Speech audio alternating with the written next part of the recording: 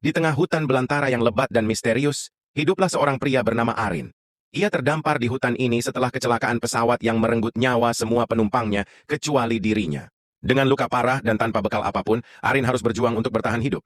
Setiap hari Arin mencari makanan dengan berburu hewan kecil dan mengumpulkan buah-buahan liar.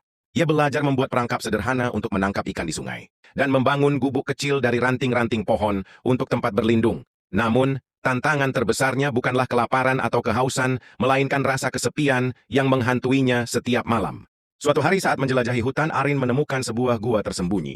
Di dalamnya, ia menemukan beberapa peralatan primitif yang ditinggalkan oleh penduduk asli hutan tersebut. Dengan peralatan itu, Arin bisa membuat api lebih mudah, memburu dengan lebih efektif, dan membangun tempat tinggal yang lebih kokoh. Namun, kehadiran Arin di hutan tidak luput dari perhatian.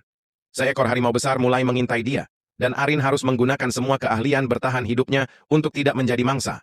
Dengan cepat dan tangkas Arin membuat perangkap dari tali dan kayu, berhasil menjebak harimau itu tanpa cedera parah.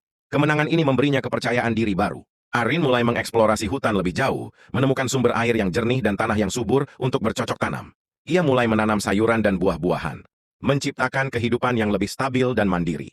Waktu berlalu, dan Arin berubah dari seorang korban kecelakaan menjadi seorang penghuni hutan yang tangguh.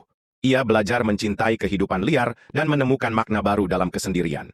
Arin menyadari bahwa hutan, meski keras dan menantang, juga memberinya kesempatan untuk menemukan dirinya sendiri. Suatu hari, setelah berbulan-bulan hidup di hutan, Arin melihat cahaya di kejauhan. Ia mendekati cahaya itu, dan mendapati sebuah desa kecil di pinggir hutan.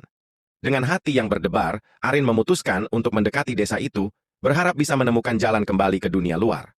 Namun, saat melihat kehidupan di desa, Arin merasa ragu-ragu. Apakah ia ingin kembali ke kehidupan sebelumnya, ataukah hutan telah menjadi rumah barunya? Arin berdiri di ambang keputusan, menatap hutan yang telah memberinya kehidupan baru dan desa yang mungkin bisa memberinya kehidupan lain. Pilihan ada di tangannya, dan masa depan menanti dengan penuh misteri.